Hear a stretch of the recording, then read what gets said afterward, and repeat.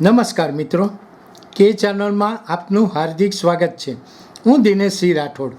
આજે આપણે જોઈશું મહીસાગરના કડાણા તાલુકાના ખેડૂત હોસ્પિટલમાં સેવાની સાથે ખેતરમાં પકવે છે ઝેરમુક્ત અમૃત.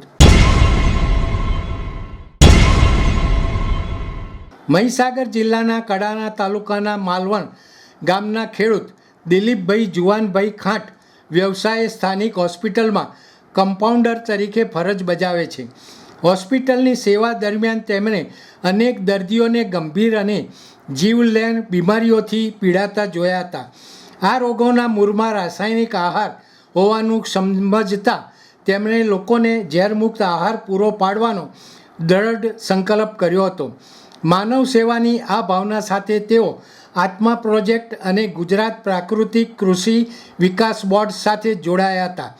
છેલ્લા 4 વર્ષથી તેઓ પોતાની ઓછી જમીન હોવા છતાં સંપૂર્ણપણે પ્રાકૃતિક ખેતી અપનાવી અનાજ અને શાકભાજીની સફળ ખેતી કરી રહ્યા છે. દિલીપભાઈએ પ્રાકૃતિક ખેતી માટે આત્મા પ્રોજેક્ટ હેઠળ તબક્કાવાર તાલીમ મેળવી અને સોશિયલ મીડિયાના માધ્યમથી અવનવા પ્રયોગોની માહિતી મેળવીને ખેતીમાં અમલ કર્યો હતો.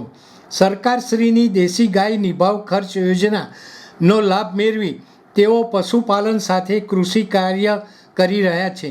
વર્ષ 2022-23માં તેમની આ મહેનત અને સફળતાને બિરદાવતા સરકાર દ્વારા તેમને તાલુકા કક્ષાના બેસ્ટ ફાર્મર એવોર્ડથી સન્માનિત કરવામાં આવ્યા હતા. આ ઉપરાંત તેમણે બાયો રિસોર્સ સેન્ટર યોજનાનો લાભ લઈ જીવામૃત, ઘન જીવામૃત અને વિવિધ રોગ પ્રતિકારક અસ્ત્રોનું ઉત્પાદન શરૂ કર્યું છે, જેનો ઉપયોગ તેઓ સ્વયં કરવા ઉપરાંત અન્ય ખેડૂતોને પણ કરાવી રહ્યા છે. ખેતીના અનુભવો વિશે વાત કરતા દિલીપભાઈ જણાવે છે કે તેઓ ડાંગરના પાકમાં કોઈપણ પ્રકારના રાસાયણિક ખાતર કે ઝેરી દવાઓનો ઉપયોગ કરતા નથી.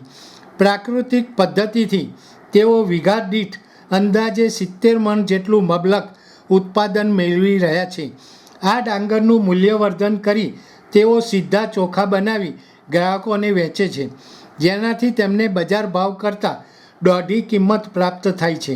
રવિ સિઝનમાં પણ તેઓ ઘઉં, ચણા અને વિવિધ શાકભાજીનું ગુણવત્તાયુક્ત ઉત્પાદન મેળવીને સીધા વેચાણ દ્વારા રોજિંદી સારી આવક મેળવી રહ્યા છે.